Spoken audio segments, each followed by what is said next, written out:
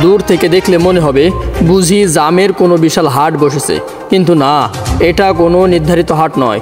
তবুও চারপাশে শুধু জাম আর জাম। এই ভাইয়া, আমি দোকানদার। এই জামের কেজি কত করে? হ্যাঁ, 40 টাকা পোয়া, 160 টাকা কেজি। ঝিনাইদহের কালীগঞ্জ উপজেলার বারোবাজারে প্রতিদিন সকাল হলেই যেন হঠাৎ করে জমে ওঠে এই অস্থায়ী জামের বাজার। স্থানীয় গ্রাম অঞ্চল থেকে ভোরে অনেকে ঝুড়ি ও বাস্তা ভর্তি জাম নিয়ে চলে আসেন বাজারে। কেউ দোকানের পাশে বসে, কেউ রিকশার উপর, কেউ রাস্তার ধারে, যেখানে জায়গা পান সেখানেই বসে পড়েন বিক্রির জন্য।